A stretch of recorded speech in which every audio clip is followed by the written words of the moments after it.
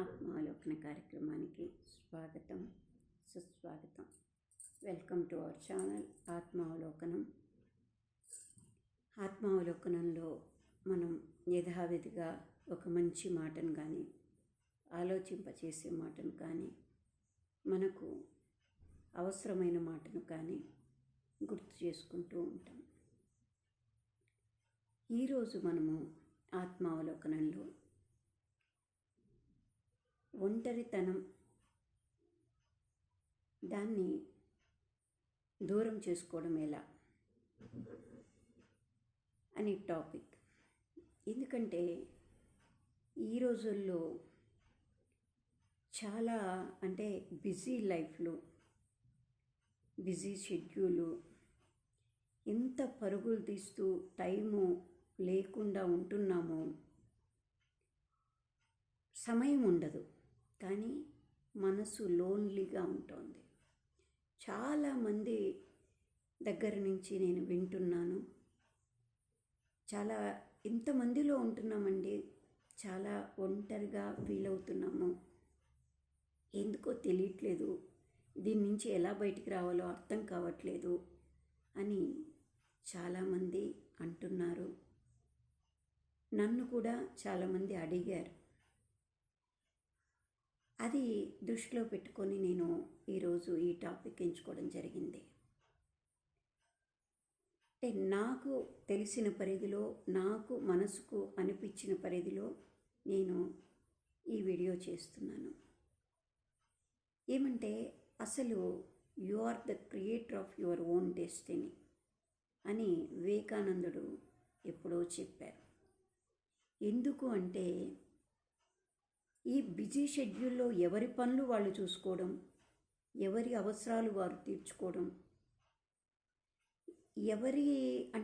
ఎవరి కోసం ఎవరు తన టైంను కానీ, తన ఏదన్నా ఉన్న పర్మిట్ని కానీ వేరు వారి కోసం వినియోగించేది చాలా తగ్గిపోయింది.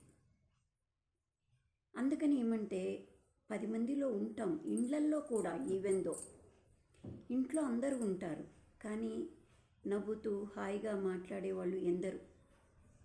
ఎంత టైం కేటాయించుకుంటున్నారు ఇంటి వాళ్ళ కోసం?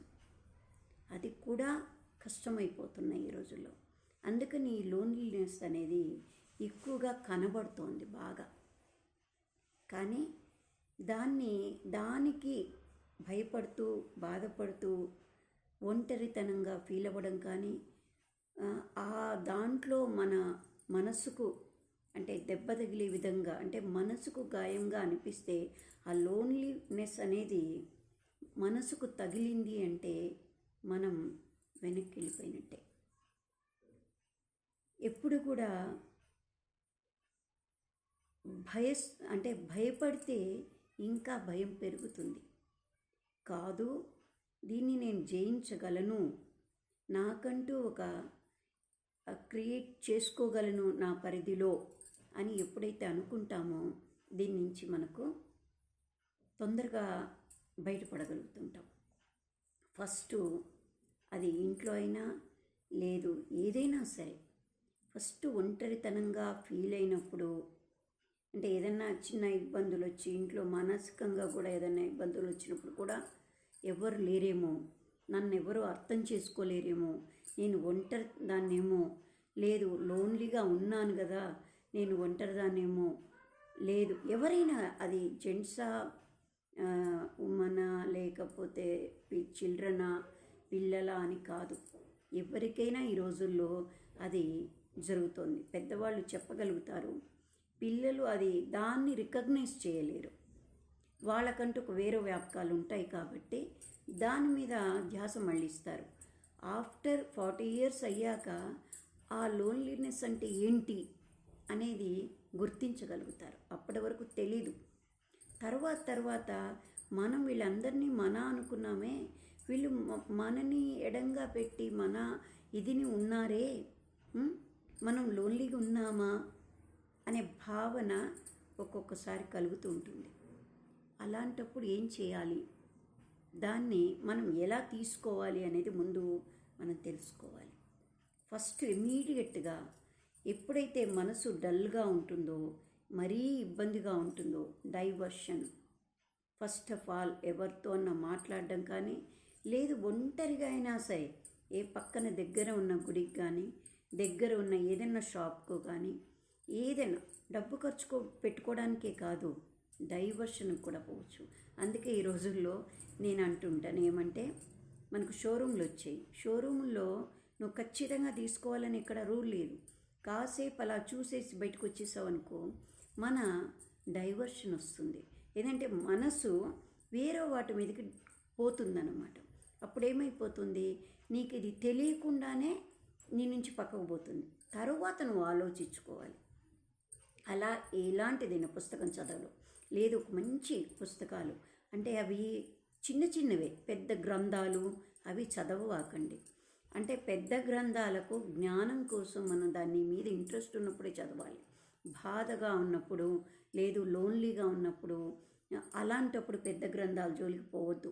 చిన్న చిన్నవి, చిన్న స్టోరీల రూపంలోనూ చిన్న చిన్నగా ఉండేవి మన మనస్సును డైవర్ట్ చేసే వాటిని ఎంచుకొని అవి తీసుకోవాలి. అప్పుడు మనకున్న ఆ ఇది పోయి పక్కకి వెళ్ళిపోతుంటుంది అన్నమాట.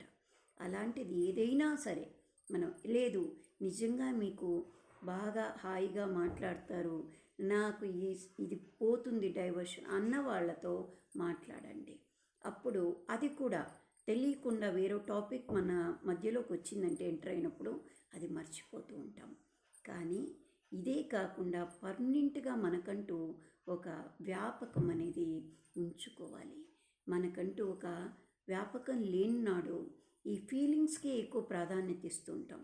ఫీలింగ్స్కి ఇవ్వకుండా మన వ్యాపకానికి మనం కొంత కేటాయించుకోగలిగితే, మనం లేదు ఒక డ్రెస్సింగ్ కానీ, లేదు మనకంటూ ఒక ఏదైనా అంటే మనకు ఆనందాన్ని ఇచ్చేటువంటి ఏవైనా సరే చిన్న చిన్నవే, పెద్దవి ఏమక్కర్లేదు, వాటిని మనము దినచర్యలో అలవాటు చేసుకోవడం చాలా ప్రాధాన్యత. అవి ఉన్నప్పుడు ఒంటరితనం అనే దానికి ఆలోచన తగ్గిపోతూ ఉంటుంది. అది డామినేట్ చేస్తుంది మన వర్క్, మన ఆలోచన వేరు వాటి మీదకి వెళ్ళిపోతుంది. బాధ కలగొచ్చు ఆ క్షణంలో, కానీ ఆ బాధలోకి వెనక్కి వెళ్లకుండా ముందుకు వేరే ఆలోచనని దీన్ని డామినేట్ చేసేట్టు, చిన్న గీత ముందు పెద్ద గీత అన్నట్టు మనం దానికి ఇంకో పెద్ద గీత గీసుకుంటే ఇది చిన్నగా అయిపోయి ఇది మనని బాధించదు. అందుకే ఎప్పుడు కూడా వివేకానందుడు పుస్తకాలు చిన్న చిన్నవండి, అన్నీ ₹2, ₹5 అలాంటి పుస్తకాలు దొరుకుతుంటాయి అక్కడ. అవి చాలా, నేను కూడా పెద్ద పుస్తకాలు ఎప్పుడూ చదవను, చిన్న చిన్న పుస్తకాలే నా మనసుకు కథలు, స్టోరీలు కూడా. లేదు ఎవరైనా డల్గా ఉన్నప్పుడు వారిని డల్ నుంచి పక్కకు తీసుకుపోయేదానికి మాట్లాడితే మనం కూడా ఉత్తేజపడతాం, ఒకరిని బాగు ఉండడానికి ఉపయోగపడతాము, మనకు కూడా ఆ వర్డ్స్ మనల్ని కూడా ఉత్తేజపరుస్తాయి. అందుకే విద్యాదానం అనేది అది ఎంత చేసినా తరగనిది, ఇంకా మనల్ని ఇంకొంచెం ఇంప్రూవ్మెంట్కు మనకు ఉపయోగపడుతుందే తప్పితే అదేమి కరిగిపోయేది కాదు. అందుకే వాటిని మనము అవలంబించుకోవాలి అనేది ముఖ్యం. దీనికి ఒక చిన్న ఉదాహరణగా ఒక స్టోరీ చెప్తాను.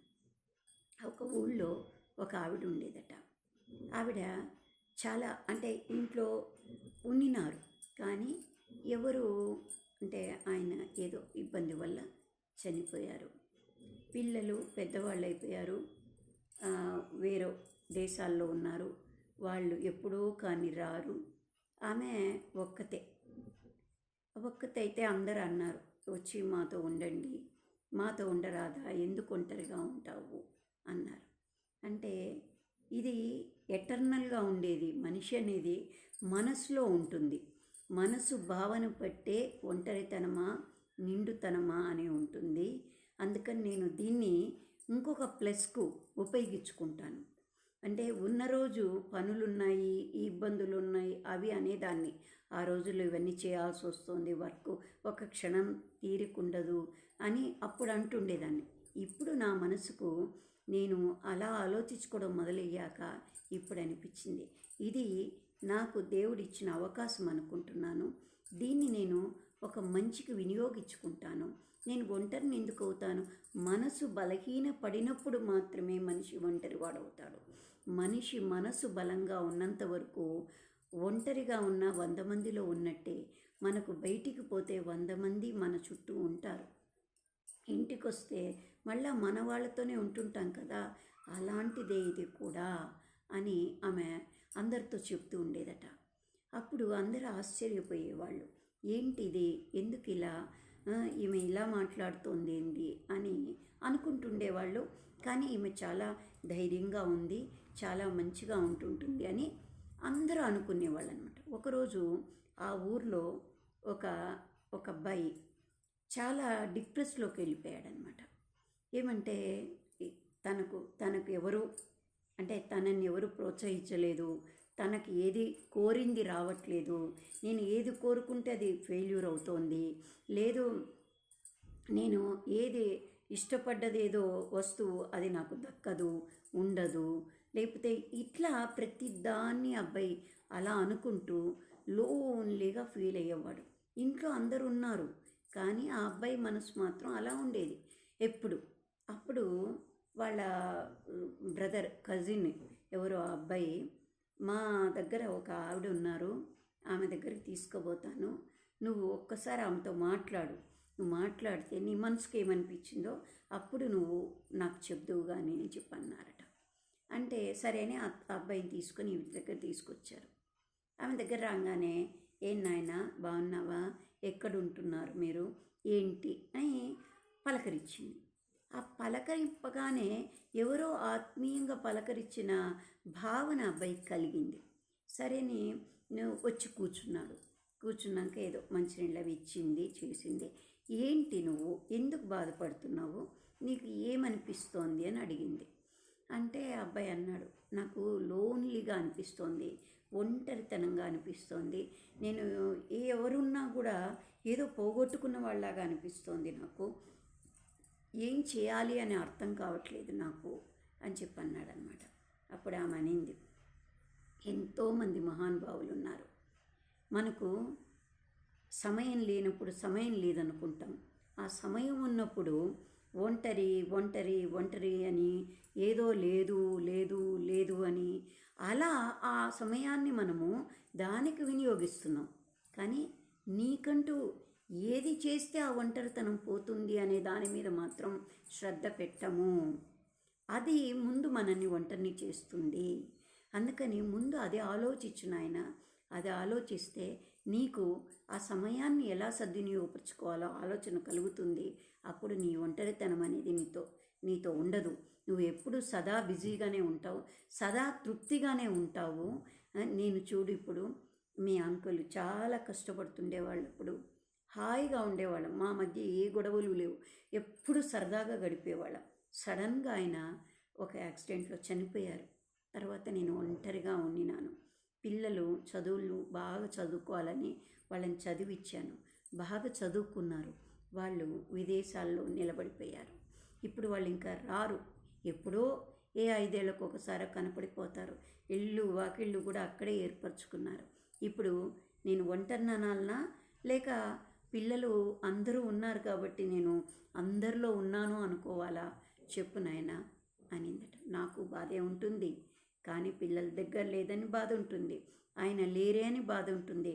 ఆ రోజు పరమానందంగా గడిపాను కదా, ఆ రోజు లేవే అని ఇప్పుడు నాకు అనిపిస్తుంది. కానీ నేను అనుకున్నాను, మనకిచ్చిన అవకాశం ఏదైనా సరే దాన్ని వినియోగించుకోవాలి, దాన్ని సద్వినియోగపరచుకుంటే లేని రోజు లేదని, ఉన్న రోజు ఉన్నదాన్ని పలమలు చేసుకుంటే మనం ఏదీ చేయలేము అని తెలుసుకున్నాను.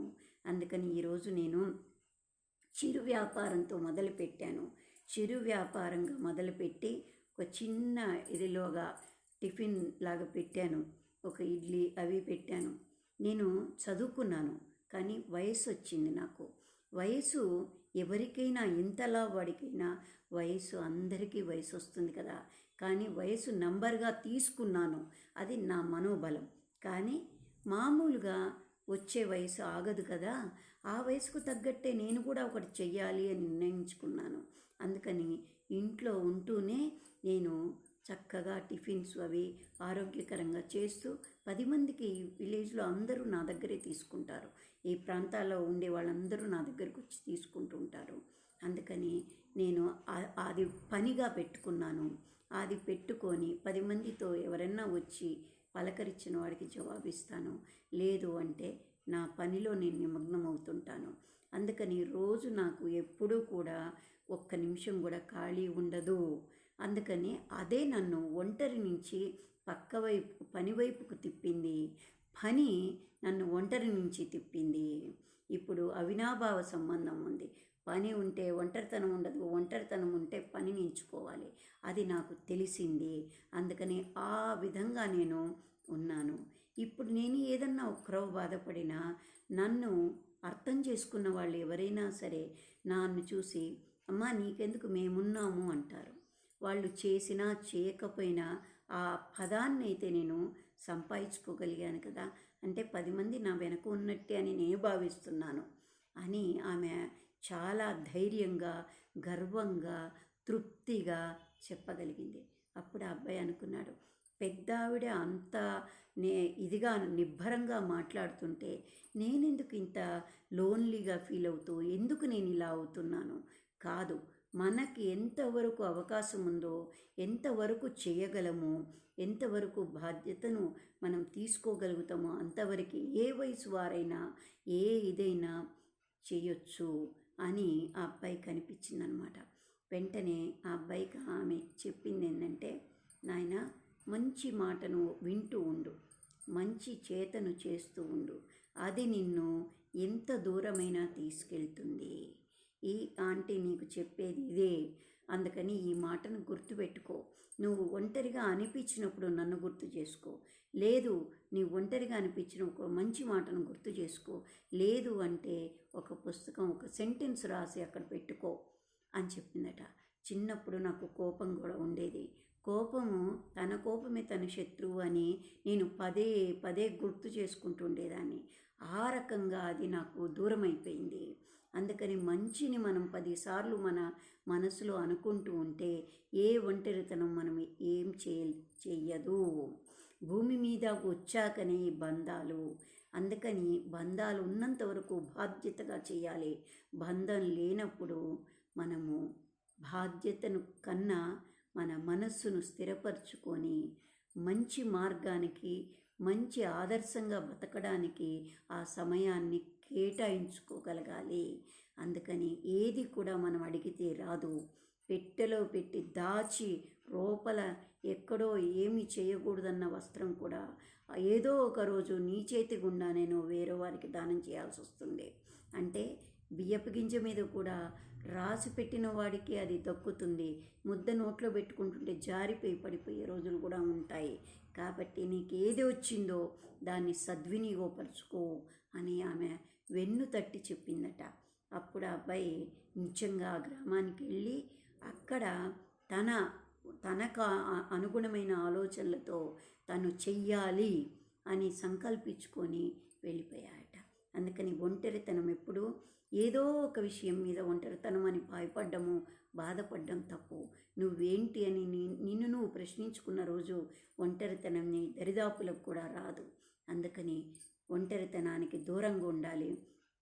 100 మందిలో ఉన్న ఒంటరిగా ఉండే రోజులు ఉంటాయి. ఒక్కరము ఉన్న 100 మందిలో ఉన్నట్టు భావించగలిగిన రోజులు ఉంటాయి. అందుకని రెండిటి ప్రయాణమే జీవితం. కాబట్టి సత్యాన్ని గ్రహించుకోగలగాలి. ఆనందంగా ప్రతి క్షణం పడుతున్న కొద్దీ లేస్తూనే ఉండాలి. 100 సార్లు పడిపోయినా లేచి నడవగలుగుతాడు పిల్లవాడు చిన్నతనం పసితనంలో. అలానే మనం కూడా లైఫ్ అంతా కూడా ఎన్నిసార్లు మనము మన ఓటమి వచ్చినా, లేదు ఒంటరిగా ఫీల్ అయినా దాని నుంచి మనం తప్పించుకొని మళ్ళీ ఇంకా నిత్య నూతనమైన ఉత్సాహంతో బయటికి రావాలి అని కొంతమందిని చూస్తే మనకు అర్థమవుతుంటుంది. అలాంటి వాళ్ళు ఎంతమందో, తెలిసిన వాళ్ళు కొంతమంది, తెలియని వాళ్ళు కొంతమంది. అందరికీ ఉండేది 24 గంటల సమయమే. దాన్ని మనము సరైన విధంగా వినియోగించుకోవాలి. మంచి 10 మందికి మంచి అని అనిపించుకునేట్టు బ్రతకాలే కానీ ఎప్పుడు మనల్ని మనం లోన్లీగా ఫీల్ అయిపోయి మనమే డిప్రెషన్లోకి పోయి ఇంకొకరికి బాధనే కలిగించేట్టుగా ఎప్పుడు బతకూడదు అనే సత్యాన్ని ఈ స్టోరీ మనకు నేను గ్రహించాను. అది చదివినప్పుడు నాకు అలా అనిపించింది. అందుకని ఫ్రెండ్స్ మీ అందరికి కూడా షేర్ చేస్తున్నాను. Thank you. Like, subscribe.